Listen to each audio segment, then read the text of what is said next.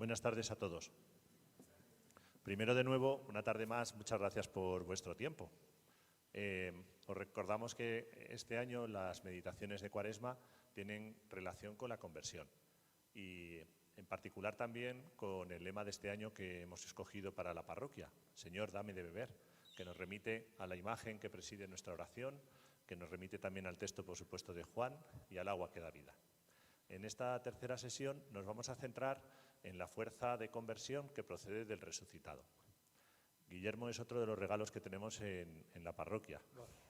La parroquia es una acumulación de talentos y uno de ellos es el que él nos ofrece no solo desde la teología, sino desde los estudios que él lleva a cabo en torno al lienzo de Turín.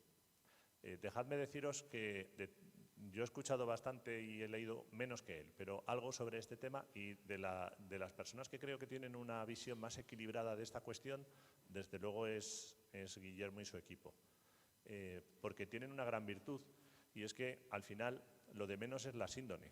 Lo más importante es que, a propósito de la síndone, ellos proponen un diálogo entre fe y razón, entre ciencia y dimensión trascendente, que yo creo que es donde está la verdadera interrogante para todos nosotros. Así que, después de 2 días de preámbulo, hoy ya por fin, el bueno.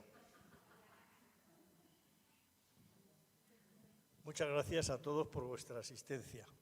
Muchas gracias a Josema por su confianza. Menos mal que nos conocemos. Menos mal que la mayoría me conocéis, porque si no, semejante introducción, pues como comprenderéis, para cualquiera es un compromiso extraordinariamente serio. Pero la verdad es que hoy vengo muy contento, por 2 razones. Bueno, no sé por qué, pero en 2 meses es la 5ª vez que alguien me llama para hablar de temas parecidos a los que vamos a tratar. Entonces, es algo que ha ocurrido, no sé por qué, pero que de repente, después de muchos años de no prestarle atención a estas cosas, pues resulta que ahora tienen un interés inusitado. Bueno, pues bendito sea Dios. Y la segunda cosa es que hace poco me ocurrió algo que me ha dejado muy sorprendido, pero algo para bien. Y ese algo para bien es que mi mujer, después de 50 años, me dice un día: tú de esto hablas poco. Claro, que a alguien después de 50 años le digan que habla poco, pues entonces, como comprenderéis, eso es una cosa absolutamente sorprendente. Eso me dejó boquiabierto. Porque dije, no, y entonces, ¿qué quieres tú? ¿Que hable más? Bueno, pues habla más. Bueno, y por esa razón, ahora cuando alguien me llama, pues la verdad es que suelo atender la llamada. Una de ellas, por ejemplo, nada más venir aquí esta tarde, Radio María me ha grabado una intervención que emiten el 12 a las 12:30, precisamente.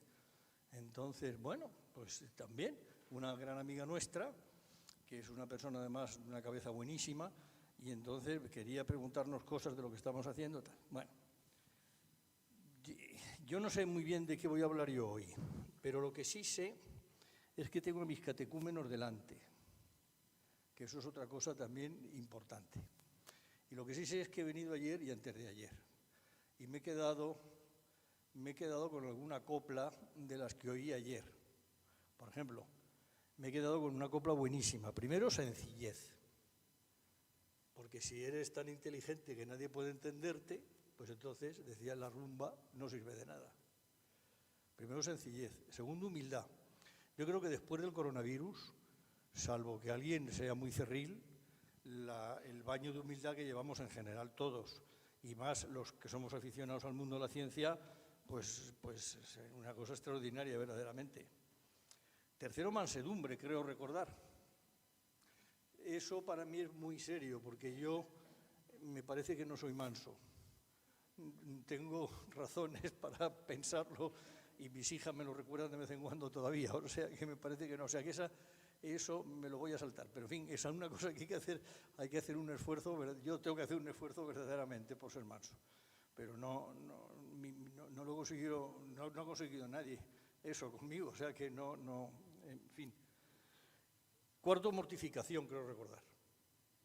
Ese sí que es un tema serio, porque no es lo mismo sentir que consentir. Ese es un tema serio. Y el quinto, celo. ¿Sí? Bueno, pues se me nota que vine ayer. Entonces, celo, sí, eso es algo que es lo que nos trae aquí, en definitiva, a nosotros esta tarde aquí. Porque, en definitiva, en lo que estamos, y estamos en un sitio, yo creo que excepcional, por muchas razones. Yo llegué a Tres Cantos en febrero del año 1987. Si mal no recuerdo, ¿verdad? 87, sí. Luego ya hemos hecho 35 años aquí. Entonces, conectamos con nuestra querida parroquia de Santa Teresa. Estaba Antonio, entonces, claro, y sacerdotes, entonces, aquel sacerdote jovencito que no me acuerdo cómo se llamaba, que no comía. Tú te acordarás, Amparo, que no me acuerdo cómo se llamaba. Bueno, pues año 1987. El año 1988 es un año importante, porque en octubre del año 1988 se data el lienzo de Turín por el procedimiento denominado carbono 14, y el resultado que se obtiene es siglo XIII, siglo XIV. Entonces, ese resultado, como es natural de poder confirmarse, desecha inmediatamente que el lienzo de Turín pueda haber sido el lienzo, la síndone que citan los sinópticos, que citan una síndon, evidentemente. Pero claro, ese es un tema que no tengo más remedio que referirme al de entrada, porque es con lo que está en las cabezas de muchísima gente, sobre todo en las cabezas de la gente que no sabe lo que quiere decir el carbono 14. Hay más, pero bueno, el mundo funciona así, ¿no? Entonces, lo que hay que llamar la atención, que a mí me parece que eso aclara mucho, cuando se hace una cosa de estas, un dato de carácter científico, no es lo que niega, sino lo que afirma. En esos años, este lienzo está en Francia. Por lo tanto, todo lo que se dice de la información que contiene el lienzo es válida, pero para un francés, para un señor de Chambéry, que nadie sabía quién era, ni nadie se podía imaginar nunca que tuviera este sitazo. Bueno, eso es a octubre del 88. En agosto del 89, Juan Pablo II se dirige a la Catedral de Oviedo y hace una visita a la Catedral de Oviedo, en agosto del 89. Previamente, yo en el 88 mando un par de papelitos ya a la Catedral de Oviedo diciendo, sería interesante que estudiáramos un documento que tienen ustedes aquí, que podría ser muy interesante porque tiene que ver con el lienzo de Turín, parece ser que tiene que ver con el lienzo de Turín. Eso lo digo a finales, justo después del carbono 14, o sea, a finales del 88. En abril, mayo del 89, se produce un fenómeno extraordinario. Y es que la parroquia de Santa Teresa se dirige a Oviedo a ver este lienzo. ¿Por qué? ¿Por qué? Primer porqué de la tarde, porque en abril de 89 no habíamos hecho todavía nada. Pero ¿por qué me llevo yo a mi parroquia, que es en la que estaba en aquel momento? Porque si no hubiera estado aquí, hubiera estado en otro sitio, me habría llevado esa. ¿Por qué me llevo yo a mi parroquia allí, antes de empezar? ¿Y por qué tengo una pelotera tremenda, por cierto, que estoy recordando, con unos señores que iban de visita esa tarde y que los pobres pues iban a la Cámara Santa de Oviedo pacíficamente? Pero como yo había pactado con el notario del Cabildo que nos iban a sacar el lienzo y nos lo iban a enseñar, y yo sabía muy bien qué gente llevaba, dije, estos dos no, porque no los conozco. Con lo cual dijeron, este tío es un verdadero cretino, o sea, ¿cómo es posible que este tío nos eche en la puerta? No me lo puedo creer. Y yo les dije, miren, ustedes no me van a poder entender, pero es que yo no me puedo arriesgar, es que no les conozco. Y entonces dije, pero no tengo inconveniente en que suban cuando nosotros nos marchemos, eso no tiene nada que ver conmigo. Bueno, la cosa es que fue muy desagradable porque esta gente no pudo entrar, pero nosotros sí que entramos. Abril 89, agosto 89, septiembre 89, el Cabildo nos autoriza a empezar a investigar. Noviembre del 89, empezamos a investigar. Y desde entonces ya para acá, A mí, cualquiera que me busque en Internet, mi nombre se relaciona mucho más con eso que con el agua o con la energía, que es a lo que yo me dedico, como sabéis, profesionalmente. Bueno, sale a relucir el agua, porque ayer presté mucha atención, Josema, y antes de ayer, Josema, para provocarme, colocó esa diapositiva que tiene, que está muy bien, con ese acuífero, y entonces yo le hice una sugerencia a Josema, y es el agua. ¿De dónde ha salido el agua que hay en el planeta Tierra? Alguien puede pensar que de muy abajo. Pues no, señor, ha venido todo del exterior, según se fue formando el planeta Tierra, y vino en forma de vapor de agua. Entonces, como vino en forma de vapor de agua, pues entonces llegó un momento que ya aquello, el volumen fue tal que se fue condensando, y al condensarse, pues empezó a llover. Y al empezar a llover es como cae sobre la tierra y se va rellenando sobre acuíferos y tal. Y entonces esta tarde ya entramos en materia a partir de ahora. He puesto esta diapositiva. Esta diapositiva, tengo solamente 2 diapositivas. Son las 8:25. Entonces yo, personalmente, a las 9:10 me voy a hacer una visita a la tumba de Jesús de Nazaret. A las 9:10. Pero a las 9:09 diré, quien tenga prisa, quien no se quiera quedar, se puede ir. Pero hasta las 9:09 no nos vamos a dirigir a esa tumba, porque no nos hace falta en absoluto, sobre todo. Tengo puesta aquí esta diapositiva, que esta es una fotografía hecha por mí del monumento del año pasado. ¿Se oye poco? Ahora. Entonces esta es una diapositiva hecha por mí del monumento del año pasado, y está hecha desde donde está Josema, más o menos un poco más para atrás. Hay personas que se las reconoce de espaldas, sobre todo se pueden reconocer ellas. Entonces yo he traído esta diapositiva porque me parece interesantísima.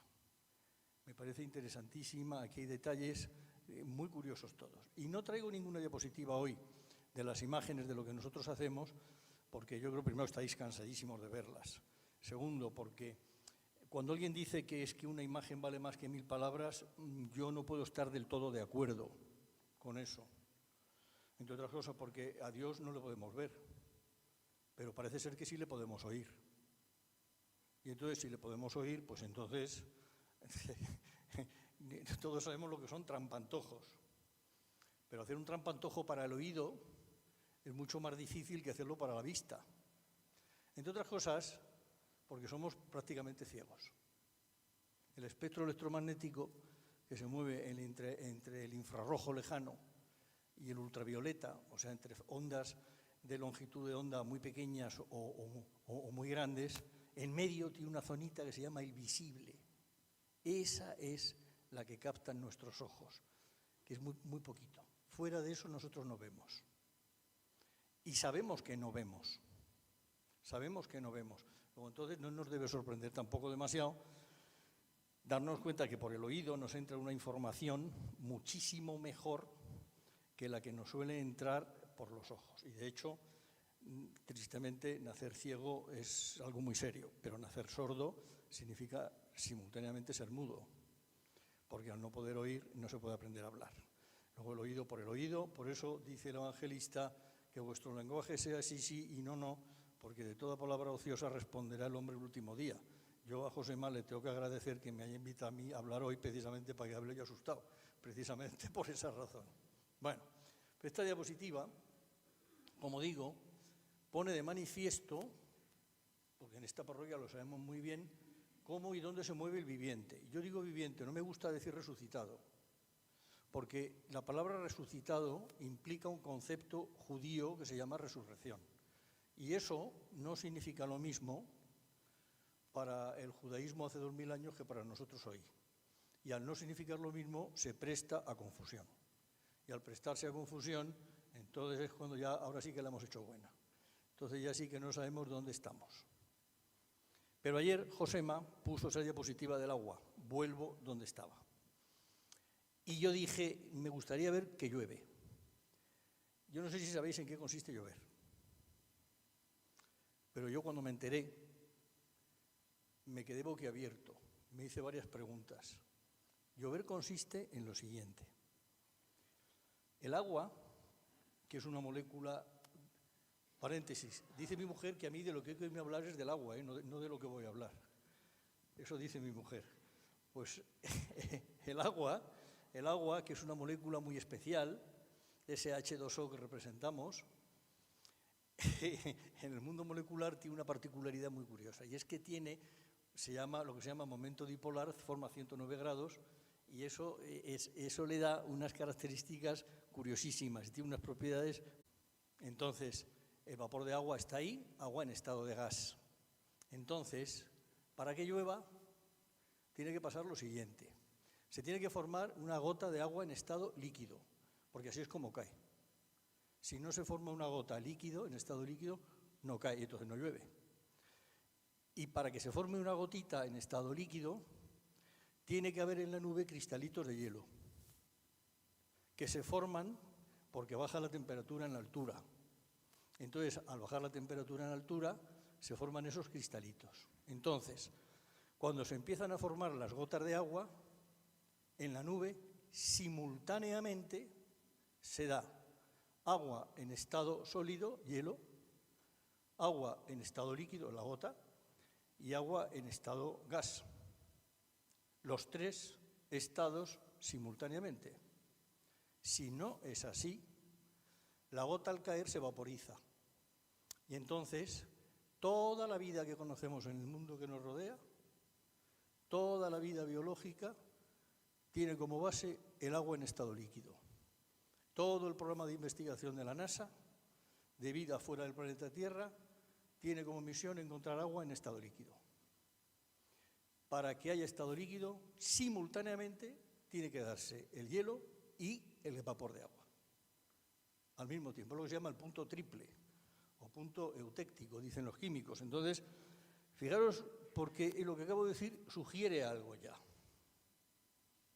Lo que acabo de decir sugiere algo ya. Tiene aire trinitario lo que acabo de decir, curiosamente, en algo que es esencial para la vida.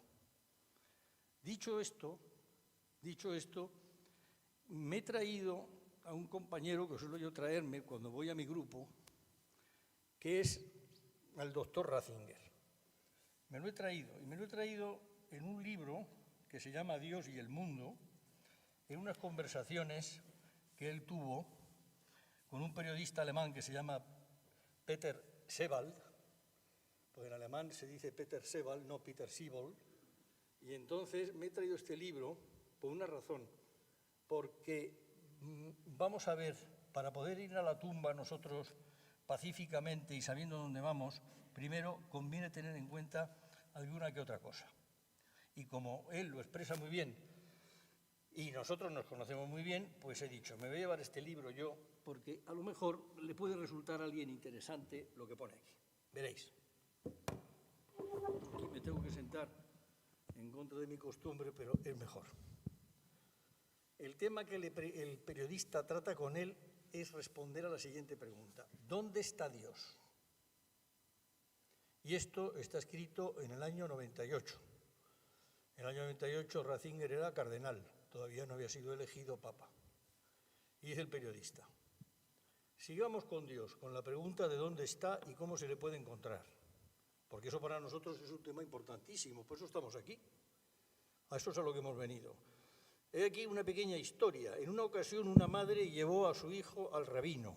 Este dijo al muchacho, te daré un gulden si me dices dónde vive Dios.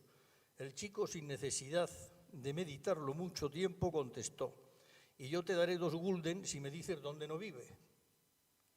El libro de la sabiduría afirma que Dios se deja hallar por los que no le tientan y se manifiesta a los que no desconfían de él. ¿Dónde está Dios exactamente? Comencemos con el libro de la sabiduría. Esta es la pregunta del periodista. Ahora viene la respuesta de Ratzinger. Comencemos con el libro de la sabiduría. Ahí hay unas palabras que me parecen muy actuales.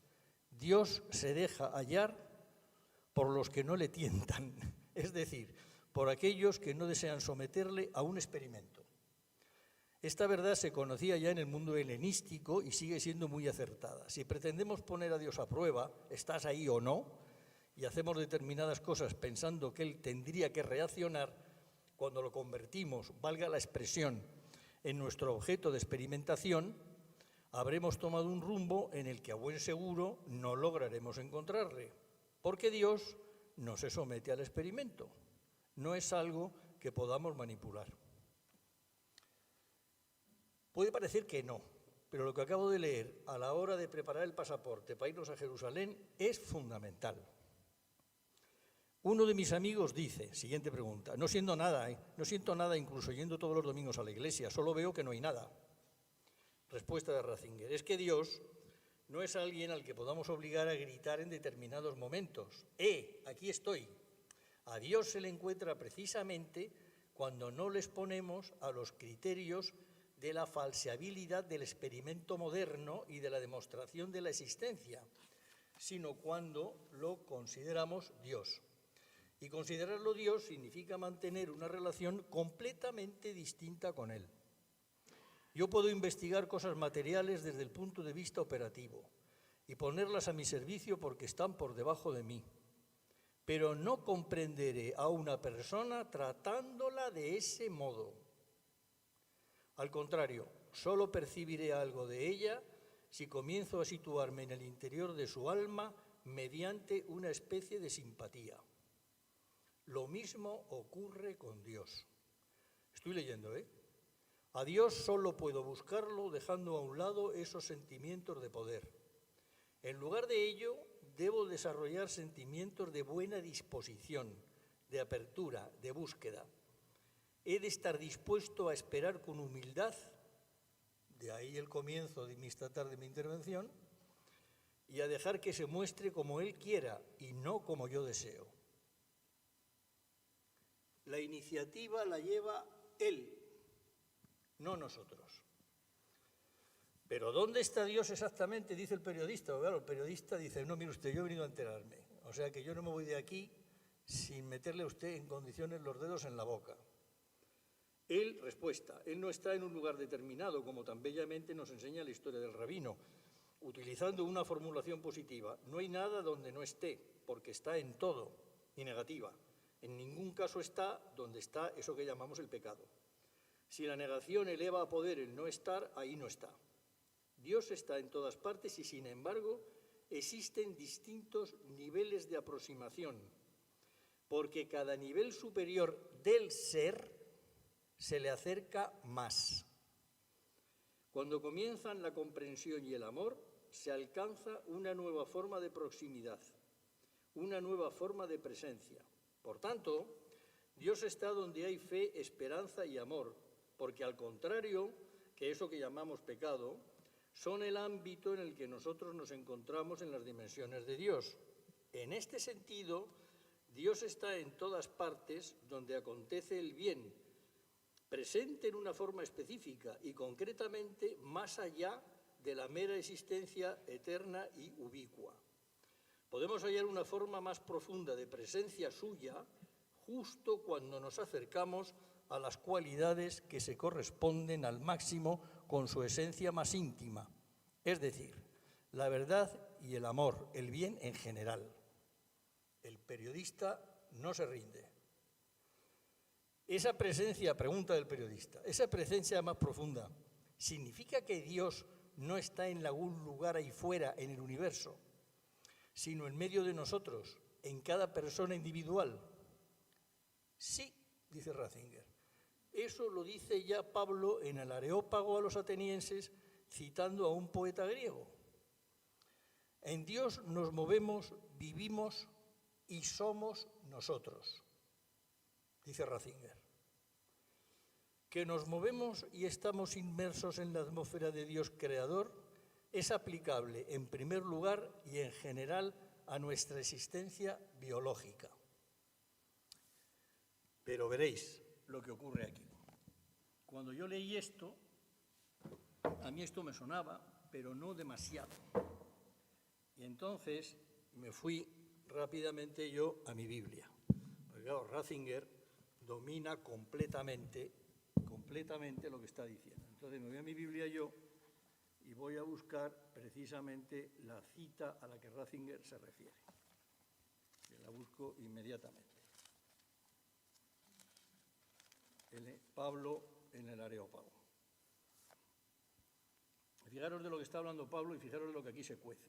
Pablo, puesto en pie en medio del Areópago, dijo: atenienses, por todo veo que sois muy religiosos.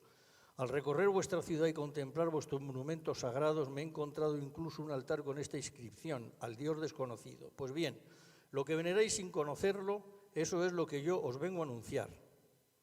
El Dios que ha hecho el mundo y todo lo que hay en él, siendo Señor del cielo y de la tierra, no habita en templos construidos por la mano del hombre, ni en tumba alguna, añado yo, ni es servido por manos humanas como si necesitase algo él, que da a todos la vida, el aliento y todas las cosas.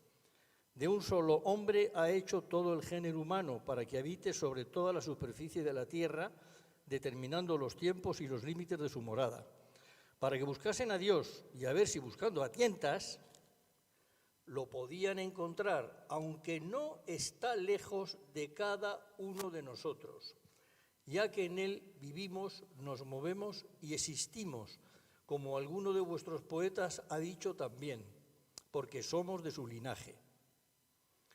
Pues si nosotros somos linaje de Dios, no debemos pensar que la divinidad es semejante a oro o plata o piedra, escultura hecha por el arte y el ingenio del hombre. Lo que he leído yo de Ratzinger no es esto. Ratzinger dice: en Dios nos movemos, vivimos y somos nosotros. Y lo que dice la Biblia es: y existimos. ¿Quiere decir esto exactamente lo mismo? Yo creo que exactamente lo mismo, no.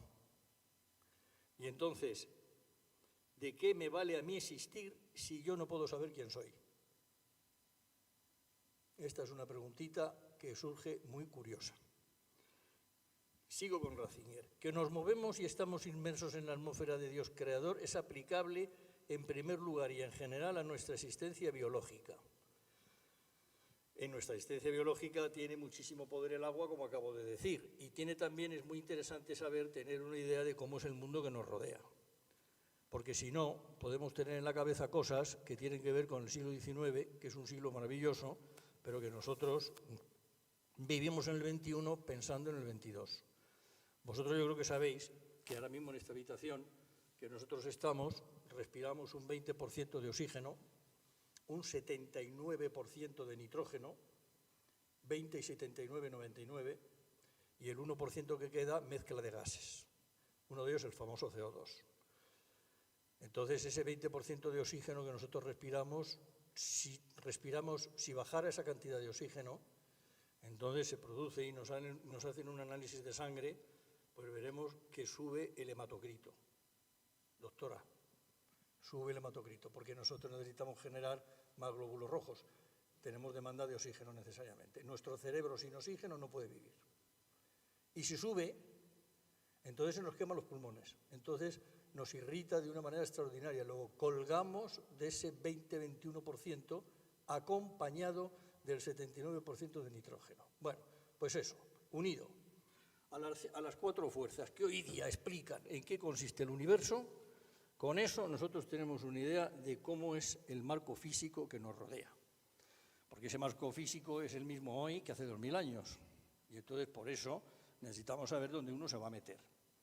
Entonces yo tengo que tener alguna idea. Alguna vez en mi vida he tenido que oír hablar, como yo tengo la suerte de estar en esta parroquia, igual que vosotros, y tengo la suerte de oír a Josema, y tengo la suerte de oír al doctor Rodríguez Panizo de vez en cuando. Y he tenido la suerte de pasearme con él muchas veces. Pues uno ha ido aprendiendo cosas, que quieras que no. Entonces esas cuatro fuerzas, que no voy a hacer más que citarlas rapidísimamente, pero sí que nos van a dar una idea de qué es lo que yo tengo que tener en la cabeza. Lo que yo tengo que tener en la cabeza es una cosa muy, muy bonita, pero no es intuitiva. No es intuitiva. Y además, un libro muy gracioso que tengo yo de física cuántica, de dos americanos, dice en el prólogo, dice: mire usted, lo que va usted a leer a continuación lo va usted a entender. El problema es que no se lo va usted a creer, porque no le va a parecer a usted eso posible de ninguna manera. Primera fuerza que nosotros entendemos. Veréis, en la vida de una persona pasan cosas de vez en cuando que esa persona no se da cuenta, porque no tiene la suficiente edad o porque simplemente no se da cuenta. Bueno, pues cuando yo tenía de 10, 11, 12 años, tuve la oportunidad de conocer y de escuchar y de que me diera no me dio clase, pero bueno, pero me enseñó muchísimas cosas, a una de las personas que cuando vino Einstein a España visitó. Era una persona que era muy amigo de mi padre, era un ingeniero que trabajaba con mi padre también fue un brillantísimo ingeniero. Pues esta persona, que se llamaba Federico Alicart, era amigo personal de Einstein y cuando vino a España, pues habló con él. Y entonces a mí, don Federico, cuando yo tenía 10, 12 años, me hablaba de cosas de física y yo cuando tenía de 10 a 12 años, el mundo para mí tenía una cara, la de Di Stéfano, porque en mi colegio el niño que tenía un cromo de Di Stéfano, pues era como, vamos, me río yo del Espíritu Santo, obviamente. Con lo cual, yo presté poquísima atención a lo que oí. Pero con el paso del tiempo, como uno recuerda, y a estas edades lo sabemos muy bien, las cosas de pequeñito, y no recuerda dónde ha aparcado ayer, ni hoy, pues entonces yo me parto la cabeza pensando qué fue lo que yo oí, qué fue lo que a mí me transmitió este señor, que es algo maravilloso, porque claro, las cosas tienen la fuerza de quien las dice. La misma frase en una boca o en otra significa cosas completamente distintas. Bueno, pues una de las cosas que yo le oí, que tiene que ver con lo que estaba diciendo, es cuál es la naturaleza de eso que llamamos fuerzas. Entonces, nosotros en matemáticas elementalísimas decimos fuerza igual a masa por aceleración. Bueno, una cosa que hay que aprender en el mundo físico es que las expresiones matemáticas no significan lo mismo leídas de izquierda a derecha que de derecha a izquierda. Matemáticamente sí, pero físicamente no. Como me dispongo a poneros de manifiesto inmediatamente. ¿Por qué? Porque le oí un día a Josema poner un símil buenísimo, de cómo una persona puede darse cuenta de los efectos de algo, aunque ese algo no lo vea. No lo pueda detectar, pero ve los efectos que causa, que es exactamente lo que dice Ratzinger. Ratzinger dice, a Dios no lo podemos ver, pero sí podemos darnos cuenta cómo actúa. Pero para eso tiene usted que mirar adecuadamente. Entonces, esa expresión fuerza igual a masa por aceleración significa que si yo aplico una fuerza a la mesa y empujo, pues esa fuerza lo que significa es que la velocidad de la mesa cambia. La fuerza no tiene nada que ver con la velocidad, tiene que ver con el cambio de la velocidad. Bien, pero ahora nos estamos quietos y vemos que la mesa va y se mueve. Y decimos, yo no sé de dónde viene, pero está actuando una fuerza. ¿Por qué? Porque estoy viendo el cambio de velocidad. Ese concepto es fundamental para entender todo lo que nos rodea. La primera fuerza, que es la atracción gravitatoria, la conocemos muy bien, porque si soltamos una cosa, la atrae el planeta y sabemos muy bien en qué consiste. La segunda ya es otra cosa. La segunda ya es un poquito más complicada y hasta finales del 19 no se manejó uno bien, que son las fuerzas electromagnéticas. Yo me apoyo mi mano aquí, en el quicio del altar, y si mi mano no pasa a través de esta piedra es porque hay unas fuerzas de repulsión brutales, de una intensidad mucho mayor que la gravitatoria, que impiden que mi mano pase. Esas fuerzas me dicen unas cosas muy curiosas.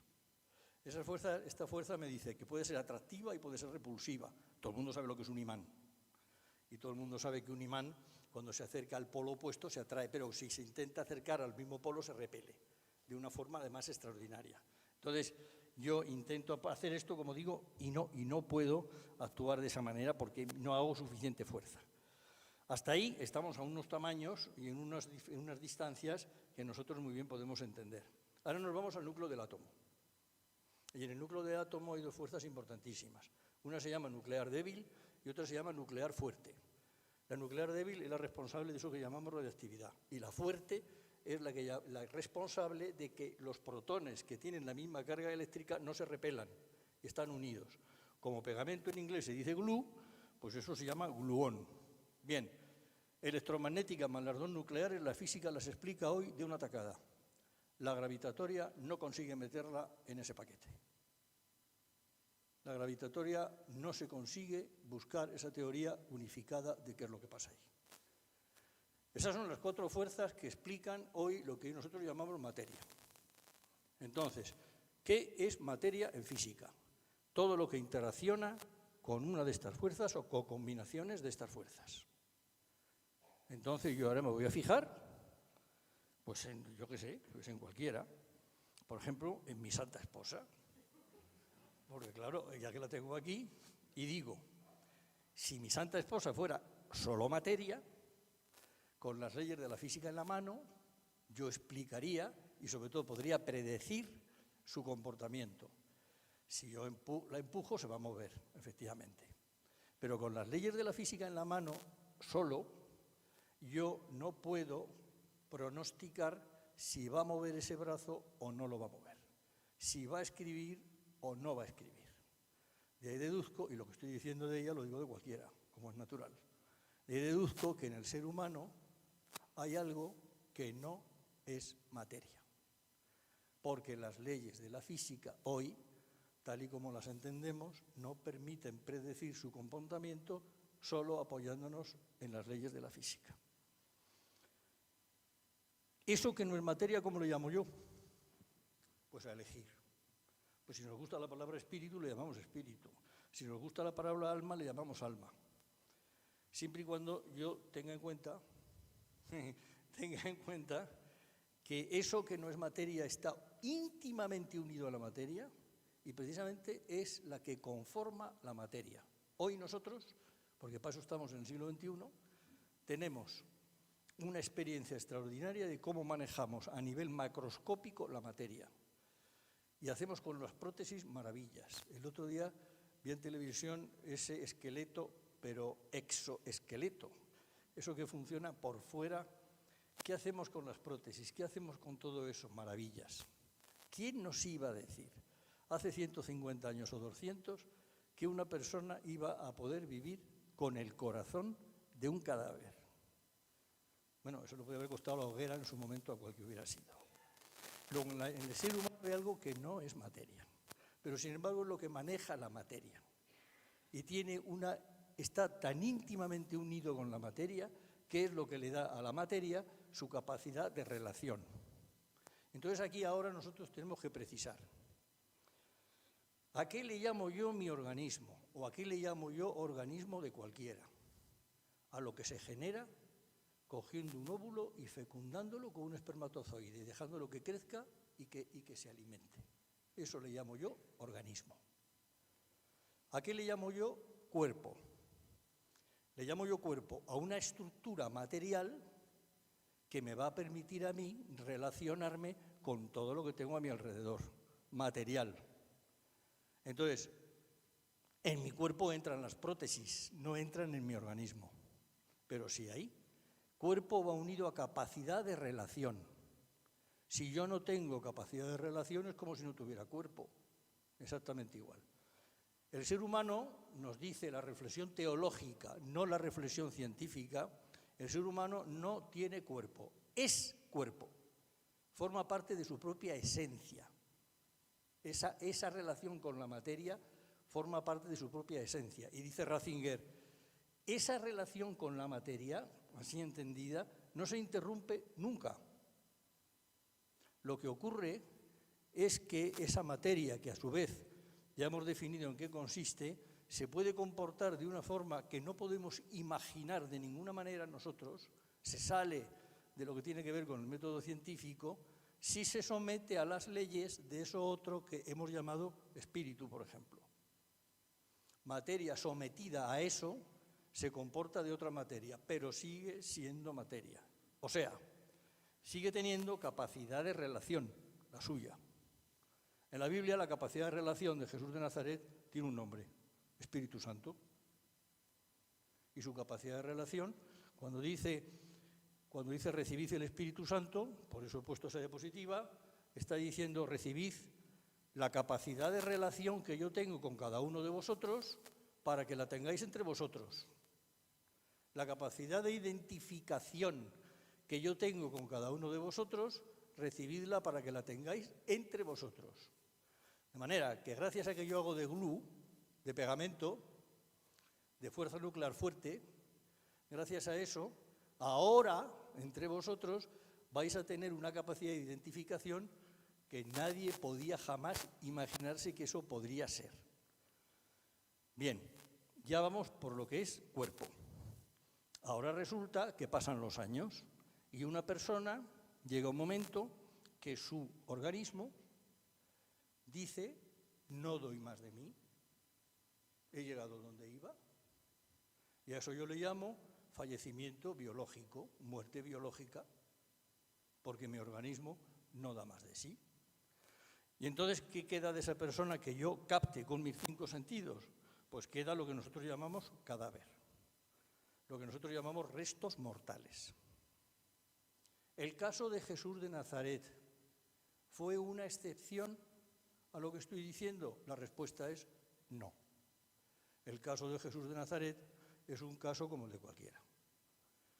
Su persona, no su cuerpo, su persona, absolutamente machacada por el suplicio de la cruz, llegó un momento que su organismo ya no dio más de sí y dejó de respirar y quedó colgando de la cruz sus restos mortales, su cadáver, exactamente igual que los otros 2 que estaban allí. Desde el punto de vista teológico se pueden decir cosas absolutamente maravillosas, que duda cabe. Pero bien, yo alguna me tendré que referir necesariamente, ¿eh? Pero lo que quiero llamar la atención es que lo que va a ir a la tumba, lo que van a llevar José de Arimatea y Nicodemo es el cadáver de Jesús de Nazaret, no su persona. El destino del cadáver de una persona condiciona o tiene que ver con el destino de la persona. La reflexión teológica, en el caso de Jesús de Nazaret, nos dice no. Y de hecho nosotros hemos tenido conocimiento y contacto con el viviente sin tener ni pajolera idea ni falta que nos ha hecho de lo que ocurrió con su cadáver. Por eso estamos aquí. A nosotros no nos convoca ningún cadáver, a nosotros nos convoca el viviente. ¿Y cómo sé yo que una persona está viva? ¿Qué diferencia hay? Yo a una persona la veo respirar y digo, desde el punto de vista biológico está viva. Pero desde el punto de vista existencial, al que enseguida vamos a ver que se refiere Ratzinger, ¿cómo sé yo que una persona está viva? Porque me puedo comunicar con ella, porque tengo capacidad de relación con ella. Primer paso. Segundo paso, esa persona se identifica conmigo y entonces me facilita que yo me pueda identificar con ella. A eso le llamamos querer. Eso le llamamos amar, pero es que a mí la palabra amar me suena de un cursi que es que no puedo más y por eso procuro evitarla y por eso prefiero decir capacidad de identificación. Entonces, Pablo acaba de decir, somos del linaje de Dios. Bien, pues si somos del linaje de Dios, ¿en qué nos parecemos nosotros a Dios? Porque yo de Aurora tengo una idea buenísima, pero maravillosa. Yo Aurora sé que es una persona maravillosa y de Pilar no digo nada. Pero vamos a ver, ¿se parece Pilar a Dios? ¿Se parece Aurora a Dios? Vamos a ver. Yo cuando era pequeñito y estudiaba el catecismo me decían, ¿quién es Dios? Decid niño, primero, ¿cómo os llamáis? Pedro, Juan, Alberto, etc. Y a continuación, ¿quién es Dios? Y yo decía, Dios es un ser infinitamente bueno, infinitamente sabio, infinitamente poderoso, etcétera, etcétera. ¿Y esa Aurora infinitamente buena? Vamos a ver, yo Aurora tengo una opinión maravillosa, pero hombre, infinitamente buena, habría que preguntarle a su marido por lo menos. ¿Es Aurora infinitamente sabia? ¿Es Aurora infinitamente poderosa? Entonces, ¿en qué se parece Aurora a Dios? Porque lo gordo no es que se parezca a Aurora, es que se parece cualquier ser humano, sea o no creyente. Venga mucho por aquí o venga poco. Hasta Putin se parece a Dios. Bueno, ¿en qué? ¿Qué tiene el ser humano, dicho en otros términos, que no ha heredado de su papá y de su mamá? ¿Qué tiene el ser humano que no se lo ha transmitido la biología, que no lo explica la biología molecular? Y como no no lo ha recibido ni de su padre ni de su madre, tampoco lo puede transmitir a sus hijos. ¿Qué tiene el ser humano? Pues para eso hay que irse al libro del Génesis 2:7. Mis catecúmenos se ríen porque, claro, están hartos de que les demos vueltas a esto. Dios tomó basar, materia, y a la materia le insufló su propia ruaj, su propio hálito vital. ¿Qué le pasó entonces a la materia? Lo que Ratzinger dice, la reflexión de Ratzinger. ¿Y qué le comunica Dios a la materia? Su capacidad de identificarse con cualquier ser humano, lo que nosotros le llamamos querer. En el caso de Jesús de Nazaret, esa capacidad, nos dice la reflexión teológica, es infinita.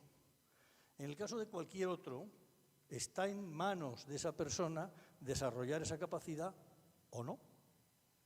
La puede desarrollar mucho o la puede desarrollar poco, está en su mano. Depende de cómo esa persona actúe a continuación, depende de él. Esa capacidad, en otros términos, en física, se llama energía, que es la capacidad de producir un trabajo. Pues ya casi nos queda el visado del pasaporte para irnos a la tumba. Pero antes de eso tenemos que oír alguna cosilla más de Ratzinger.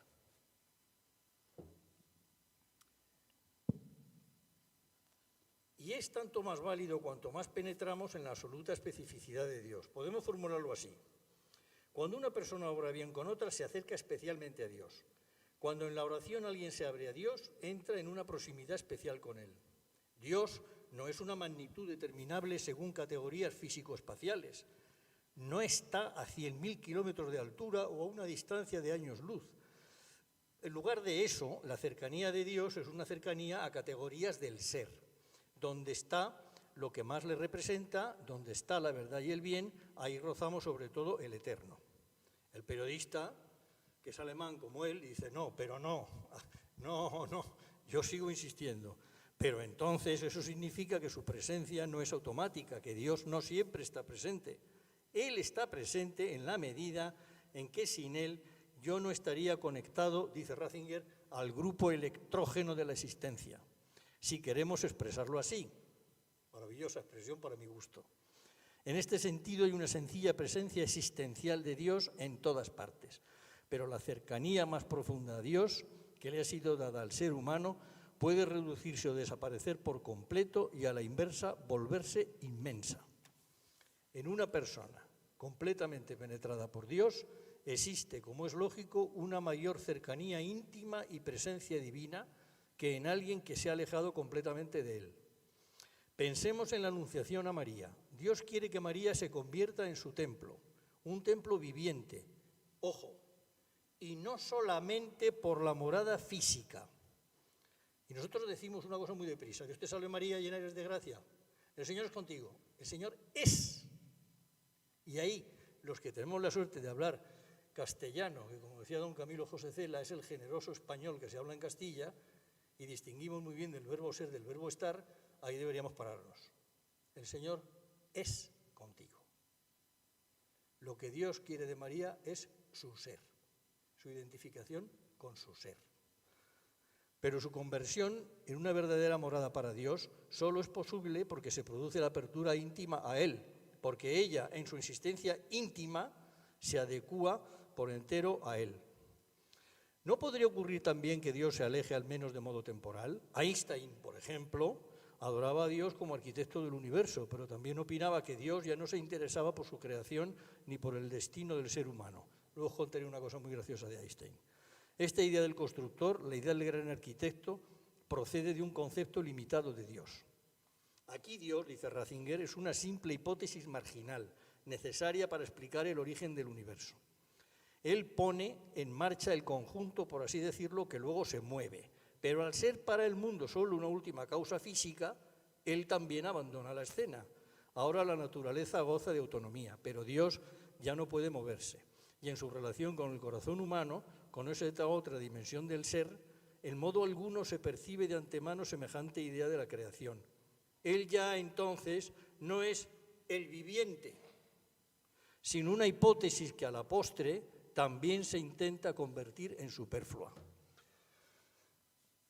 Decía un gran físico de la época de Einstein, cuando empezó a hablarse en serio de la mecánica cuántica, la mecánica cuántica es una parte de la física que no se habla con otra parte de la física que se llama teoría de la relatividad. No se hablan, de momento no se hablan, están en ello los físicos. Entonces, decía Einstein, cuando le hablaban en los físicos cuánticos y le decían, pero si es que no se lo va usted a creer, si es que verá usted, del nivel subatómico para abajo, la naturaleza no se deja observar. Porque yo cuando intento mirar una partícula subatómica, solo por el hecho de observarla, la modifico. Entonces no puedo saber cómo se comporta en su estructura más íntima, no se deja observar. Y eso ocurre a grandes tamaños también. Son lo que se llaman los principios de indeterminación de Heisenberg. Bueno, pues resulta que entonces decían, eso puede ocurrir también a nivel macroscópico. Y decía Einstein, miren, no sigan hablando. Yo prefiero seguir pensando que la luna está ahí aunque yo no la mire. No me diga usted que si no la miro no está, porque eso es lo que ocurre en el nivel subatómico. Sé que si yo no miro el electrón no está. Y sé que si lo miro, estoy modificando su posición y estoy modificando su velocidad. Entonces, claro, decía Einstein, no me vengan a mí a decir que Dios juega a los dados con el universo, que eso es a lo que se refiere a Ratzinger. Y decía un gran físico de su época, mire Einstein, haga el favor de dejar de decirle a Dios qué es lo que tiene que hacer con el universo. Usted a lo suyo. Y dije usted a Dios también en lo suyo. La idea del Dios arquitecto, la idea a la que me acabo de referir, del Dios creador. Bien, pues ya estamos a punto de que nos pongan el sello en el pasaporte, porque he dicho yo las 9:09 y son 8. Y entonces voy a leer otra cosa de Ratzinger y a continuación ya, quien se quiera ir, se puede ir. Porque a continuación nos vamos a la tumba. Y vamos a estar un ratito, ¿eh? Señor cardenal, le dice el periodista, ¿es posible imaginarse a Jesucristo tal como aparece en la síndone de Turín? Vaya por Dios. Respuesta. La mortaja de Turín es un misterio, una imagen que todavía no ha encontrado una explicación concluyente, aunque numerosas razones abogan por su autenticidad. En cualquier caso, la fuerza particular de esa figura, las enormes heridas, nos conmueven. Y su impresionante rostro. En ese rostro podemos reconocer la pasión de una forma estremecedora y vemos además una gran dignidad interna. Ese rostro desprende sosiego y resignación, paz y bondad. En este sentido nos ayuda de verdad a imaginarnos a Cristo. Y dice el periodista, un hombre con una gran autoestima. Y dice Ratzinger, si solo fuera una autoestima humana sería exagerada. Esa expresión revela algo más grande. Jesús sabe que es completamente uno con otro, es decir, con el Padre, con Dios. Esa unidad es familiar, supera todas las demás modalidades de unión mística que conocemos. Por eso Jesús puede aplicarse con toda razón el nombre de Dios. Yo soy el que soy. Bueno, entonces este es el momento de parar, porque ya a partir de aquí nos vamos a ir a la tumba. Pero antes de irnos a la tumba, yo quiero poner una imagen que es esta. Vamos a ver. Yo me niego a que esta tarde de aquí nos vayamos en la cabeza con la imagen de un cadáver, porque eso es lo que se ve en la síndone. La síndone es una maravilla. En la síndone, para los que nos gusta la física, es un reto a la inteligencia impresionante, pero es la imagen de un cadáver. Y eso no nos lo podemos quitar tampoco de la cabeza, y eso no podemos tampoco dejar de decirlo adecuadamente. Entonces, por eso pongo esta imagen yo, por dos razones. Esta imagen está pintada en el año 1934, está en Nueva York, en un museo, pintada por un pintor armenio que se llamaba Agemian, las dimensiones de la nariz, el pómulo derecho lo ha pintado inflamado, que es como se ve en la síndone, etcétera, etcétera. Pero es que además yo de pasar esta imagen de unos ordenadores a otros, resulta que le han salido los ojos verdes, porque resulta que los tiene verdes en la pintura original, pero no tan verdes. Pero es que a base de pasarla de un sitio a otro, pum, pum, pum, pum, se le han ido poniendo cada vez más verdes. Y entonces eso a mí me llama mucho la atención. Y por eso lo pongo, porque es una imagen es la expresión de un pintor que está mirando la síndone, pero no puede evitar representar a Jesús de Nazaret vivo, que es quien verdaderamente nos convoca a nosotros esta tarde aquí, 9:09. Muchas gracias por vuestra atención. El que se quiera ir, este es el momento.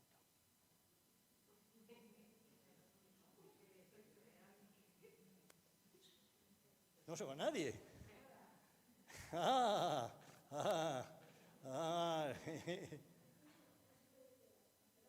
Adiós, adiós, adiós. Hay curiosidad por lo que pasó en esa tumba, ¿eh? Hay curiosidad. Pero no olvidemos al evangelista Lucas. ¿Nos vamos a la tumba? Vamos a la tumba. Vamos a ver, no olvidemos al evangelista Lucas. No busquéis entre los muertos al que vive. Nosotros no vamos a la tumba. No podemos ir a la tumba a buscar al viviente, porque el viviente lo tenemos aquí. Vamos, las muestras que ha dado el viviente de estar aquí, y bueno, son todas las que queramos. Vamos, desde que empezamos en nuestros famosos cursos de catecumenado de adultos en Santa Teresa, que fue cuando yo empecé a estudiar teología bíblica.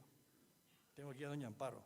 Desde que empezamos a organizar los cursos de Biblia, Ángel y yo, en Santa Teresa, que traíamos al padre Benítez, acuérdate, porque Antonio quería que tuviéramos a alguien de comillas, etcétera, etcétera. Muchas de los que estéis aquí podría pasar yo, así, pum, pum, pum, podría decir cosas. En esa foto están Diego y Manuela de espaldas, en esa foto que he puesto antes del monumento, porque es la foto del monumento del Viernes Santo del año pasado. O sea, el viviente, no tenemos nosotros ninguna necesidad de eso. Ahora bien, ¿qué pasa? ¿Qué pasa? Que el viviente colgó de la cruz. Y como el viviente colgó de la cruz, sus restos mortales tuvieron un tratamiento especial. En el año 1995, ya estamos subiéndonos al avión, ya nos vamos. En el año 1995, mi equipo de investigación tuvimos la suerte de ir a Jerusalén a hacer un viaje de estudios. Y en ese viaje de estudios, dirigido por de Florentino Díez, profesor mío de arqueología en la Escuela Bíblica de Madrid, en ese viaje estuvimos viendo al profesor Saferis, director de la Israel Antiquities Authority, es decir, una de las personas de mayor conocimiento de la arqueología de Jerusalén. Entonces le preguntamos lo siguiente: profesor Saferis, si dice Flavio Josefo que en el año 70 y en el año 135 se acabó la madera para crucificar, ¿por qué los arqueólogos no encuentran restos de crucificados cuando excavan? Respuesta: porque vosotros, él era cristiano ortodoxo, porque vosotros tenéis en la cabeza el relato de lo que ocurrió con el cadáver de Jesús de Nazaret, pero los restos de los crucificados no se bajaban así de la cruz. Los restos de los crucificados se bajaban de la siguiente manera, una manera lógica y mucho más expeditiva. Cójase un martillo, pártanse los miembros, désele a la familia los miembros, obligación legal. Entiérrese el cadáver, porque de acuerdo con la fe judía, si no se entierra bien el cadáver, estamos haciendo muy difícil que esta persona resucite. Porque en el concepto judío de resurrección, concepto, figura de pensamiento, que no tiene por qué responder exactamente a lo que allí ocurrió, pero esto es lo que ellos tienen en su cabeza, procedente sobre todo del libro de la sabiduría, del segundo libro de Macabeos, del profeta Daniel, del profeta Ezequiel, etcétera, etcétera, del libro de Enoc, en fin, de lo que en ese momento, y de las influencias de las religiones del entorno. Un día que nunca no sabe nadie cuándo será, el último día, Dios, Yahvé, se meterá en el Seol. Aquí tenemos nosotros a Jesús saliendo del Seol. Miradlo, en ese icono, aquí lo tenéis representado. Aquí Luis Mari, con una agudeza teológica absolutamente sorprendente, no solamente tenemos allí a Jesús saliendo del sepulcro allí enfrente, sino que aquí lo ha pintado el autor del icono saliendo del Seol, que es a donde van a parar los muertos. Entonces, Yahvé un día se meterá en el Seol, y del Seol, a partir de los restos del ser humano, regenerará al ser humano. Por lo tanto, en el contexto judío, es completamente imposible hablar de resurrección teniendo el cadáver delante. Es imposible, porque la actuación de Yahvé se entiende que tiene que ser así. Entonces, en el caso de Jesús de Nazaret, se dijo, Dios lo ha resucitado, dice Pedro. Pues eso dice Ratzinger, hay un presupuesto aquí previo, y es que Pedro eso no lo puede decir teniendo el cadáver delante. Luego, si vamos a la tumba, no nos extrañemos que en la tumba no encontremos el cadáver. Perdón, no nos extrañemos de que ellos no encontraran el cadáver, porque no pudieron. Otra cosa somos los seres humanos del siglo XX en adelante. Porque claro, del siglo XX en adelante nosotros tenemos otros medios de detección, otra forma de ver las cosas, otra forma de relacionarnos con la mamá naturaleza. Y a mi mujer le molesta mucho que diga lo de mamá naturaleza, pero es que la naturaleza se comporta muchas veces como eso. La madre naturaleza, para no decir mamá, la madre, porque luego me regaña, la madre naturaleza tiene esa representación que he dicho de lo que se llama materia ordinaria explicada así. Pero de la misma forma que he dicho que en el aire que respiramos tenemos un 20% de oxígeno, esa explicación que he dicho atañe al 5% de la materia que nos rodea. El 95% nada menos restante es lo que se llama materia oscura más energía oscura. Y eso, la relación, ¿por qué se llama oscura? Porque no se sabe cómo se comporta, pero se conocen sus efectos, Josema. Es decir, claro, es decir, las galaxias se alejan al rojo y entonces eso, al alejarse, aumenta la velocidad y además se enfrían. Y eso se mide. ¿Y eso a qué se debe? Se tiene que poder deber a una fuerza expansiva, pero del tenor de la gravitatoria. Y eso, como no lo detecto, como no sé cómo se relaciona con la materia ordinaria, se le llama energía oscura. A eso, energía oscura. La materia ordinaria es más densa todavía. Detectamos sus efectos, pero no somos capaces de decir esto está aquí, ni siquiera de cómo está ni localizado. Todo esto es lo que envuelve el mundo en el que nos movemos, todo el universo, y la tumba en particular.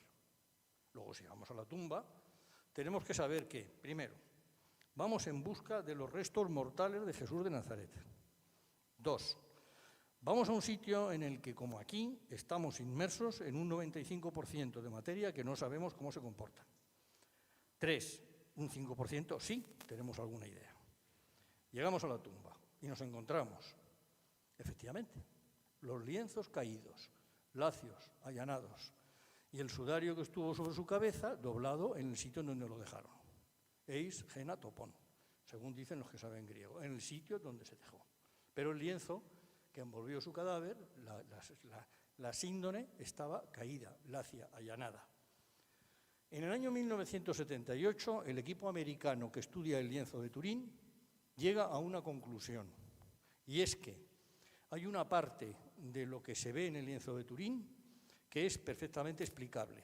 Son manchas de sangre que se han formado por contacto. Y ha calado la sangre, se ha filtrado al otro lado. Yo miro el lienzo por un lado y luego por el otro y veo la mancha de sangre que ha calado. Pero luego hay otro tipo de manchas, le tengo que llamar manchas, porque no sabemos lo que es. Y aquí tenemos un problema de vocabulario. Como no sabemos lo que es, no sabemos cómo dirigirnos a eso.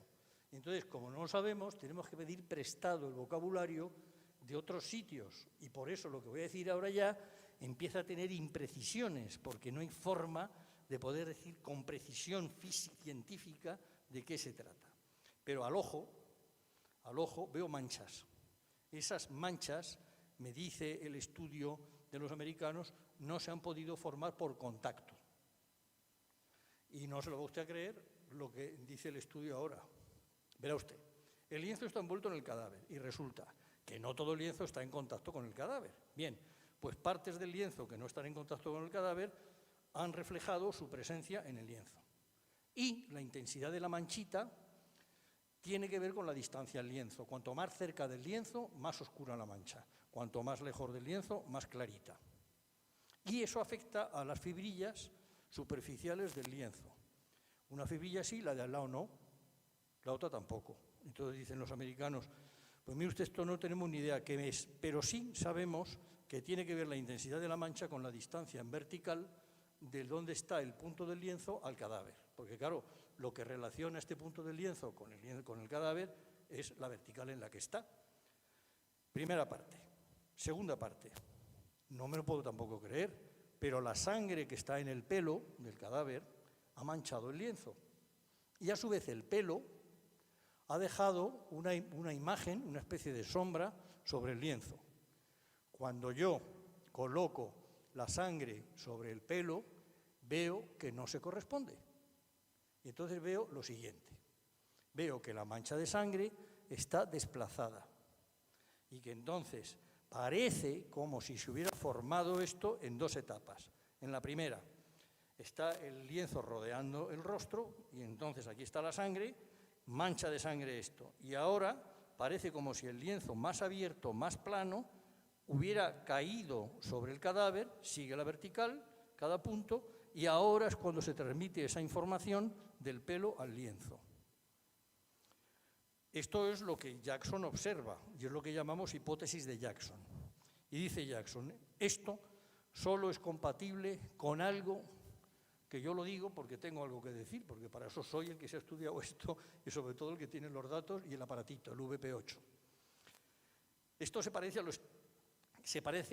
una explicación que yo puedo dar de esto es la siguiente. En un momento determinado, el lienzo que está envolviendo el cadáver cae en vertical y al caer se abre, se aplana. De manera que es como si el cadáver hubiera dejado de soportar el lienzo, la parte de arriba del lienzo. El cadáver está todo envuelto en el lienzo, y entonces la parte de arriba está cayendo sobre la de abajo. Pero claro, eso exige, si el cadáver no soporta el lienzo de arriba, entonces el cadáver se está comportando de una forma extrañísima.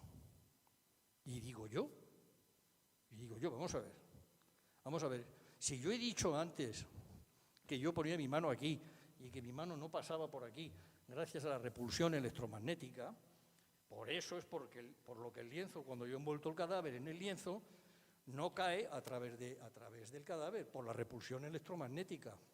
Luego, si el lienzo está haciendo eso, las fuerzas electromagnéticas, tal y como las conocemos, no se están comportando así. Ya empezamos a liarnos. Pero no contentos con eso, es que ahora me voy a la parte dorsal del lienzo. Y en la parte dorsal del lienzo veo lo mismo. Veo la sombra del pelo por detrás. Y veis cómo no hacen falta imágenes. Si uno entiende esto bien, la imagen es lo de menos, luego se puede poner o no, pero en este caso ya es que no hace ninguna falta. Entonces el pelo por detrás, en la parte dorsal donde está apoyado el cadáver de espaldas, también veo yo la imagen del pelo. Entonces cuando alguien dice, bueno, pero vamos a ver, ustedes parten de la base de que esto es tal, y yo digo, no, vamos a ver, muy sencillo esto, muy sencillo, vamos a ver, un mechón de pelo está en las manos de cualquiera. Un cadáver ya más complicado, y hacer este experimento con un cadáver también, pero en fin, eso para nuestros forenses no tiene pega tampoco, pero un mechón de pelo está en las manos de cualquiera. Coja usted un mechón de pelo, el que usted quiera, que es una cosa inerte, envuélvalo en un lienzo, abra el lienzo, y luego mire si sobre el lienzo ha aparecido lo que podemos llamar la sombra, ve, como no tenemos palabras, del pelo, el pelo ya no está, pero está la sombra del pelo. Venga, ánimo, a ver quién es el guapo que hace eso, con un mechón de pelo, que es una cosa completamente inerte, y es lo que ahí se ve. En definitiva, desde el punto de vista científico, la ciencia llega a un momento que dice, pues de momento no tengo explicación de ninguna clase de cómo se ha podido formar esto. ¿Cuándo se formó? Y ahora, 4 preguntitas que son de índole científica, las 4. ¿Cómo? ¿Cuándo? ¿Cuánto? ¿Y dónde? Eso es lo que la ciencia positiva contesta. La ciencia positiva, y lo hemos visto con el coronavirus perfectamente y seguimos viéndolo, y lo que te rondaré, Morena, y no digo nada del nivel del átomo para abajo, la ciencia positiva jamás ha pretendido contestar a otro tipo de preguntas. Por ejemplo, ¿por qué? Que es la primera pregunta que yo he hecho cuando he dicho que llevé mi parroquia a Oviedo. ¿Por qué? Esa pregunta no es de índole científico. Vamos a las científicas. ¿Podemos decir cuándo se forma la imagen del lienzo de Turín? Sí, señor. Tenemos una idea. ¿Por qué tenemos esa idea? Por el rigor mortis. Porque el rigor mortis se instaura con mucha intensidad, en el caso de Jesús, según dicen los forenses, por el tipo de muerte, por lo que sufrió, etcétera, etcétera, de manera que su cadáver, en cuanto dejó de latir su corazón, se empieza a poner rígido, de forma que está casi como si fuera como de madera blanda, auténticamente. Y cuando baja de la cruz, lo que baja no es una cosa durísima. Y de hecho, en los movimientos que se ven, que nos da el sudario de Oviedo, que nos da la información del traslado del cadáver del Gólgota al sepulcro, se ve que el cuello tiene que estar completamente rígido, porque si no, no es posible mover el cadáver así. Entonces, nos dicen los forenses, pero curiosamente, a mayor intensidad del rigor mortis, menos tiempo dura. El rigor mortis en cualquier cadáver acaba desapareciendo y acaba quedándose el cadáver flácido. Cuanto más intenso es, menos tiempo dura. Entonces, ¿cómo se ve en la síndone, cómo se ve en el lienzo, cómo se ve ese cadáver? Con un rigor mortis intenso. Bien, si echamos la cuenta, que es lo que hacen nuestros forenses, y lo publican en una revista que se llama Cuadernos de Medicina Forense en el año 2010, mi queridísimo Delfín Villalain, ya fallecido, que me está escuchando, porque me dedicó además ese estudio que fue importantísimo, pues me lo dedicó curiosamente, cosa que yo le agradezco, y ahora mismo sé que está con la oreja puesta para ver qué digo. Bueno, pues entonces Delfín Villalain acota, como buen forense, cuándo desaparece el rigor mortis en el caso de Jesús, más o menos. Y si su corazón deja de latir a las 3 de la tarde, y el día, cuidado, hoy estamos a 6 de abril del año 2022. ¿Sabéis a qué hora se ha puesto el sol en Jerusalén esta tarde? Yo os lo digo porque lo he mirado. A las 7:03. ¿Sabéis a qué hora ha oscurecido? A las 8:30. Hora local de allí, prácticamente. Y amaneció a las 5 de la mañana. Las dos fechas posibles que se manejan de la crucifixión son 7 de abril del 30, que es la que manejan sobre todo los biblistas, 3 de abril del 33, que es la que se maneja más bien como datación astronómica y teniendo en cuenta otros datos históricos. Para lo que estamos tratando nos da igual. El día siguiente, si Jesús muere a las 3 de la tarde del viernes, ese día viernes termina cuando se pone el sol. Y eso ocurrió, más o menos, no hace falta que precisemos minutos, para lo que estoy diciendo, para otras cosas sí, pero para lo que estoy diciendo no, 7 de la tarde.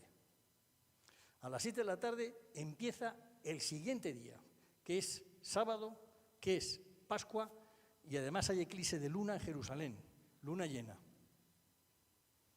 Estoy pensando, este año, la luna llena, ¿qué día cae? Y me sale que cae el 16, ¿no? El 16 de este año, el 16 de abril, o sea, la semana que viene, la luna llena de Nisan cae el 16 de abril.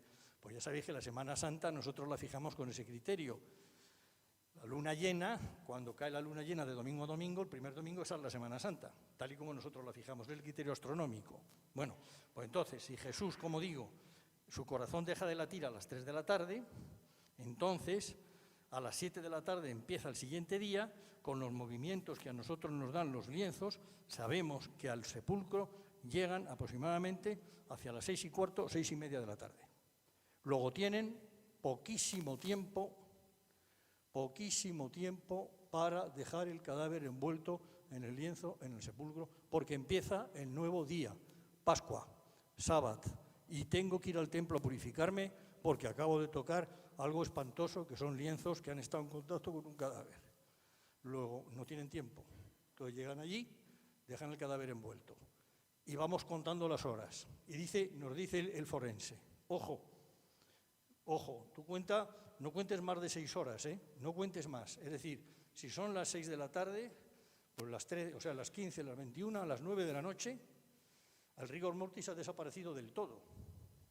Luego entonces, tú cuenta más bien que nada más envolver el cadáver en el lienzo, inmediatamente, casi podemos tomar que casi inmediatamente después, el lienzo de arriba cae sobre el de abajo y se transfiere la información del cadáver al lienzo. Cuenta con eso porque eso es lo que a nosotros sale. Desde el punto de vista físico, a mí me sale, primero, que las fuerzas electromagnéticas se tornaron en atractivas y no en repulsivas, porque si no, no tengo forma ni siquiera de imaginarme qué es lo que pasa con la impronta dorsal. Pero eso es pura especulación, puesto que no podemos repetir el experimento. Segundo, la temperatura tuvo que bajar de una manera notabilísima, porque nosotros las reacciones nucleares que conocemos, que las conocemos bien, pero sobre todo las que son de fisión, generan muchísima energía. Y me río yo del lienzo, de la tumba y de medio Jerusalén. Es decir, si hubiera habido una reacción nuclear ahí de la que nosotros conocemos, la subida de la temperatura es tal que no queda ni rastro. Luego, entonces, a mí lo que me encaja es, y pura especulación, como digo, puesto que no se puede hacer en el experimento, nada más envolver el cadáver en la síndone, el lienzo de arriba se desplomó sobre el de abajo. Es decir, estos señores llegan, quitan el lienzo de Oviedo, el sudarión, que cita Juan. El sudarión, no he seguido leyendo a Pablo, pero después, en el capítulo siguiente del libro de Hechos, tiene mucha gracia, para mí, tiene mucha gracia que en Éfeso, dice el evangelista, dice Lucas, que con los pañuelos que Pablo usaba se curaban los enfermos. La palabra pañuelo que utiliza es sudarión, la misma que utiliza Juan en su versículo 7 del capítulo 20, el sudarión que estuvo sobre su cabeza. Curiosamente, porque el lienzo de Oviedo ni es un sudario ni es de Oviedo, pero se llama sudario de Oviedo, ¿qué le vamos a hacer? Ratzinger, como habéis oído, cuando habla de la síndrome de Turín, ha dicho la mortaja de Turín, perfectamente dicho, porque la mortaja envuelve un cadáver y no se separa del cadáver. Cae el lienzo de arriba sobre el de abajo y estos señores se van. Pasan las horas y entonces ahora ya nosotros ya hemos llegado a la tumba nosotros. Y ahora nosotros sabemos que el día siguiente es fiesta. Dejamos pasar 24 horas. Durante esas 24 horas siguientes, aquí no se mueve nadie. No, es fiesta y no nos podemos acercar. Pero pasadas las 24 horas, o sea, a las 7 de la tarde del sábado, empieza el primer día de la semana. Y ahí ya, a partir de ahí, se le puede ocurrir a alguien ir a la tumba. Pues ya estamos en el primer día de la semana. Entonces sabemos que anochece hora y media después, más o menos. Entonces, si nosotros hemos llegado a Jerusalén ya y estamos en el hotel cualquiera del centro, nosotros de ahí a la tumba, andando deprisita, pues ahí podemos estar a 2 o 3 kilómetros fácil. Tenemos que andar deprisita, porque si no, se nos va a echar encima, si vamos esa tarde, se nos va a echar encima la noche. Y como además hemos hecho una cosa muy curiosa, nos hemos metido por la pila bautismal y hemos aparecido en esa tumba, curiosamente. Y entonces, ¿por qué nos hemos metido por la pila bautismal? Porque tenemos ahí a Jesús saliendo del Seol y nosotros salimos ahí, curiosamente. Entonces, ahora nosotros hemos aparecido allí, pero claro, ¿qué tenemos que hacer? Pues tenemos que andar deprisa o incluso correr, porque si no corremos, se nos va a echar la noche encima. No tenemos luz, no tenemos energía eléctrica. Ha subido tanto ya el precio del gas que hemos terminado, o sea, ya se ha acabado. No tenemos ni antorcha, entonces tenemos que correr. Tenemos que correr porque si no, no nos da tiempo a ir y no nos da tiempo a volver, sobre todo. Bueno, pues vamos. Y entramos en la tumba y nos encontramos los lienzos caídos, lacios, allanados, etcétera. Pero ahora nosotros, en lugar de estarnos quietecitos, abrimos los lienzos. Porque nosotros podemos hacerlo. Ellos no. Ellos dicen, no está el cadáver.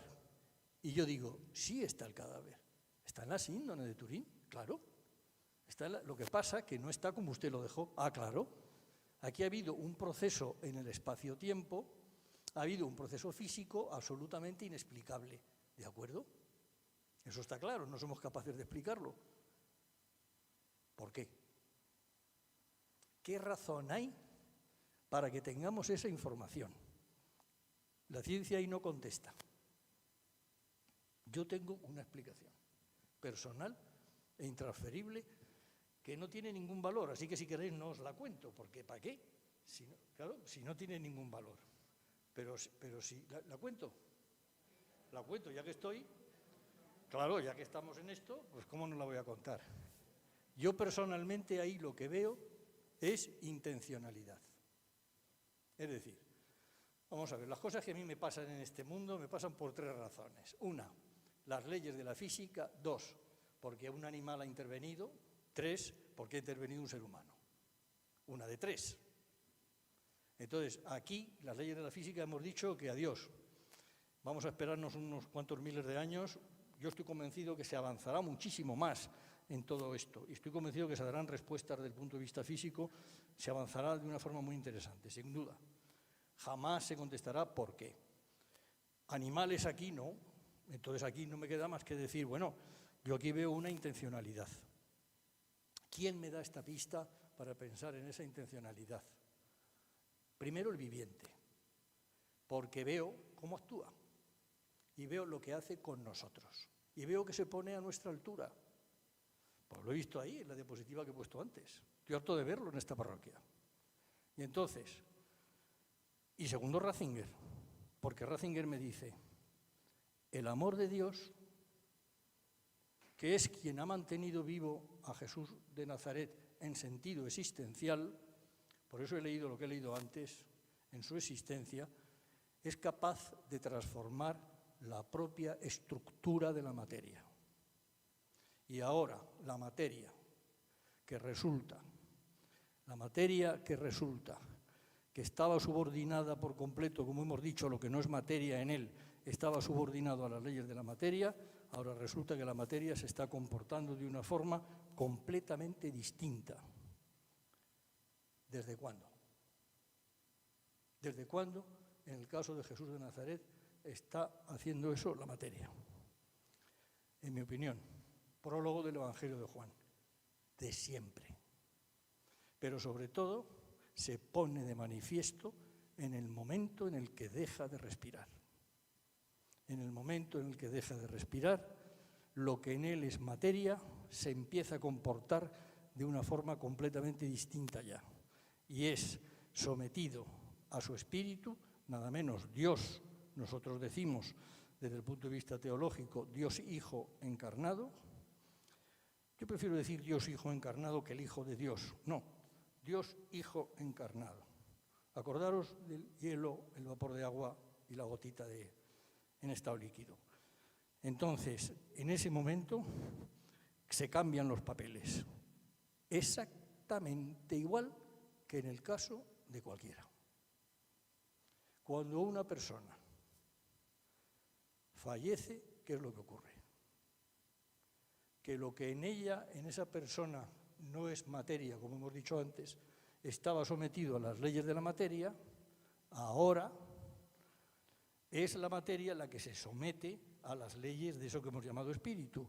Y como muy bien dice Ratzinger, eso es inimaginable desde el punto de vista físico. No hay física que valga aquí. Por tanto, no se puede hablar ni de la física, ni de la química, ni de la biología, de eso que está ocurriendo allí. Un judío diría resurrección. La teología nuestra reflexión teológica dice vida continuada. C por B. Eso es lo que decimos en la plegaria de las misas de difuntos. Porque la vida de los que en ti creemos, Señor, no termina, se transforma. La vida en sentido existencial, porque la vida biológica, vaya si termina. ¿Cuándo? Decimos en esa plegaria, al deshacerse nuestra morada terrenal. No cuando entierran mi cadáver, no, al deshacerse nuestra morada terrenal. Exactamente igual que el caso de Jesús de Nazaret, que es un hombre. ¿Y eso cuándo ocurre? Cuando deja de haber aporte de oxígeno al cerebro. ¿Y entonces qué es lo que ocurre? Sigue la plegaria eucarística, que adquirimos una mansión contigo eterna. Por lo tanto, todo seguido. El cadáver de Jesús de Nazaret queda colgando de la cruz a las 3 de la tarde. 4 y algo, 4 y cuarto. Se coloca el lienzo que está en Oviedo sobre su cabeza, rodea la cabeza, deja una serie de información que me salto. Pero desde las 4 y cuarto hasta que el cadáver llega al sepulcro, estamos hablando de casi 2 horas. Lo muevo, llego, no lo muevo. La distancia son muy pocos metros, no llega a 50 metros. Y cuesta arriba un poquito, eso sí, se ve que cuesta arriba un poquito, pero no llega a 50 metros. Entonces llega, dejan el cadáver allí, ya digo, hacia las 6:30 de la tarde. Se dan media vuelta a estos señores. ¿Ese cadáver podía haber ido a esa tumba o no? ¿Ese cadáver podía haber ido a una fosa común? Yo creo que no. ¿Por qué? Porque nuestros arqueólogos nos dicen que ellos no han visto fosas comunes. Pero podía haber ido a una tumba donde no se supiera su destino perfectamente. Por lo tanto, ¿el destino de su persona queda vinculado al destino del cadáver? En absoluto. En absoluto. Por eso nosotros primero nos hemos enterado bien dónde está su persona, porque no vaya a ser que se nos ocurra ir a esa tumba buscándole a él. No, a él no, a su cadáver. Y a continuación se da media vuelta y el lienzo de arriba cae sobre el de abajo. Muy bien, pasan 24 horas. Dice el evangelista, dice Lucas, que en las primeras horas del primer día de la semana ya las mujeres tuvieron la tentación de ir. Juan dice al amanecer del domingo. Bueno, yo he tenido mi discusión con este tema, pero en fin, no me gusta discutir. En fin, ni me juego tampoco yo mucho en lo que yo creo en esa discusión. Pero es que yo vivo con 8 mujeres, hombre. Vamos a ver. Y tengo muy buenas amigas. A mí alguien me va a convencer que María Magdalena se espera 24 horas para ir a esa tumba. ¿Tú te esperarías? ¿Qué harías tú? Tú, nada más pasar el precepto, tienes hora y media de luz. No has podido ir a esa tumba, no te has podido acercar, no has podido, te lo dicen los evangelistas claramente. Entonces tú, en esa hora y media, ¿tú qué harías? Irte corriendo a hacer lo que no has podido hacer, que es intentar ver primero dónde está el cadáver de verdad y segundo, intentar rematar aquello, por ejemplo. Entonces llegas, te encuentras la piedra corrida, miras desde fuera, ves que el lienzo está caído, no entras, porque ya te da de todo. Pero te da de todo pensando una cosa muy lógica. Alguien ha robado el cadáver. Y esa hipótesis es lógica, pero para nosotros no, porque la información de la síndone excluye completamente que el cadáver se saque de ahí dentro. Luego, la síndone, científicamente no sabemos qué afirma, pero sí sabemos que niega. El cadáver de Jesús fue robado. No, señor, imposible. Imposible. Segunda parte, el cadáver de Jesús se puso de pie y echó a andar. No, señor, imposible. No, señor. O hay una transformación aquí material completamente desconocida para nosotros. Bien, nosotros, ella ha llegado, ha visto eso, dice el evangelista, se va a llamar a los apóstoles, y los apóstoles, ¿qué hacen? ¿Cómo van los apóstoles? Corriendo. ¿Por qué? Si son las 6 de la mañana. A las 6 de la mañana no encaja correr, pero a las 7 de la tarde sí. ¿Y qué hacen a continuación? Entran los apóstoles. Entra Pedro, mira, pero no entra, dice el evangelista. No, perdón, Juan llega, el discípulo al que Jesús amaba, mira, pero no entra. Entra Pedro. Y ahora el evangelista relata lo que Pedro dice que ve. Y a continuación dice, y ahora entra el otro. Ahora entra Juan. Y vio y creyó, porque hasta entonces no había entendido las Escrituras. Y digo yo, esa frase, yo le pondría un paréntesis fuera de ahí y la pondría en otro sitio. ¿Por qué? Porque hasta que el Señor no se hace presente y no identifican a Jesús vivo, esa frase no tiene sentido. Uno puede tener la pista y uno puede decir, cuando yo escribo eso, que por cierto lo escribo muchos años después, sí que puedo recordar aquello, y a la vista de aquello sí que puedo yo decir, ahí tenía yo una pista buenísima. Claro, pero la constatación del que el Señor vive es como consecuencia de la identificación que hace primero María Magdalena, segundo Cefas, segundo Santiago, segundo 500 hermanos, segundo no sé cuánto, y después, como a uno que nace fuera de su tiempo, una traducción absolutamente perversa, un aborto, dice en la 1 Corintios, dice Pablo, como a uno que nace fuera de su tiempo, a mí. O sea, entró en contacto conmigo después, 3 años después. Entonces nosotros ahora ya tenemos clarísimo, por un lado, dónde está el viviente, en los que creen en él, clarísimamente, así es como lo dice, y eso es lo que nosotros tenemos que confrontar con nuestra experiencia. Y por eso yo tengo esta imagen aquí puesta. Porque Ratzinger ha dicho, en él vivimos, nos movemos y somos nosotros. No he dicho y existimos. Entonces ahora yo ya estoy terminando, porque ya en la tumba hemos liquidado. En la tumba lo que sí vamos a hacer es llevarnos en los lienzos. Lo que sí hacemos nosotros ahora es llevarnos los lienzos y ponernos a estudiar. Y fijaros, hasta el siglo XX, este discurso que habéis oído ha sido imposible. Hasta el siglo XX, nadie ha podido saber qué tipo de información había en este lienzo. Imposible. Porque los métodos de contraste científico no lo han permitido. Del siglo I al siglo XX, el lienzo de Turín ha sido una reliquia piadosa, todo lo piadosa que uno quiera. Del siglo XX en adelante es un documento arqueológico, como le habéis oído decir a Ratzinger, no a mí. Por eso cuando ayer, repasando lo que iba a decir yo hoy, me acordé de esta cita, dije, pero hombre, Benedicto XVI, si te tengo a mano. Pero hombre, claro, le preguntaron, Santo Padre, ¿qué hay en el lienzo de Turín? Respuesta, qui lo sa.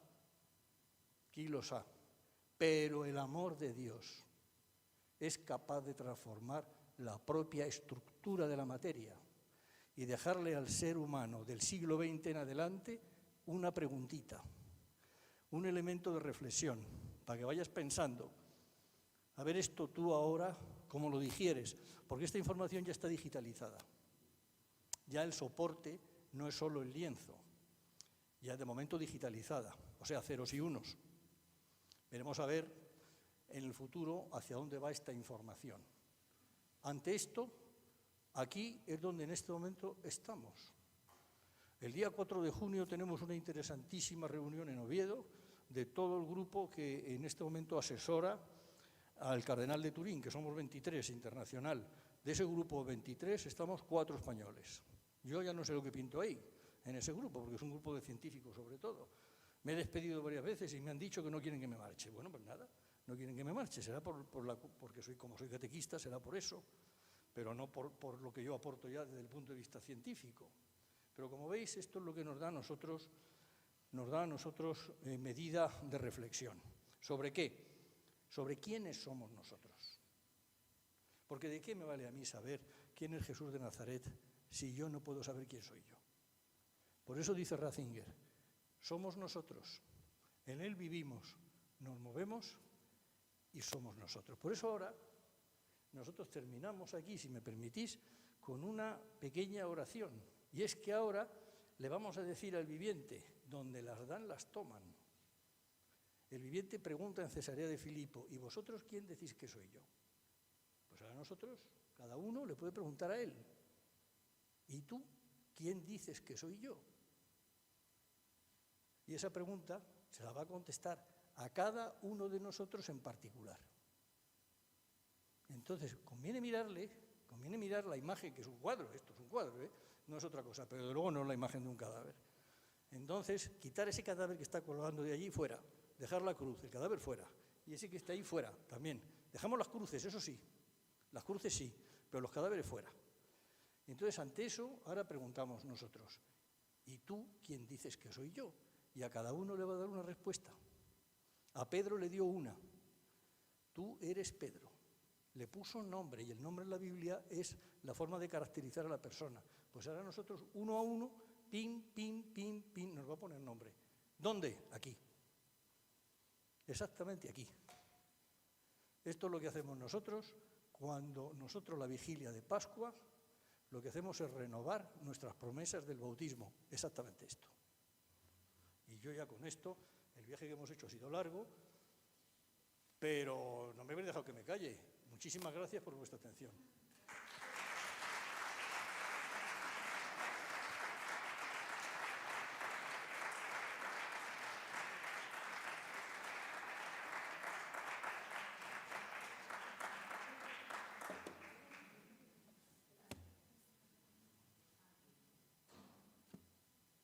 Hasta mañana si Dios quiere, ¿no? Porque ya es muy tarde.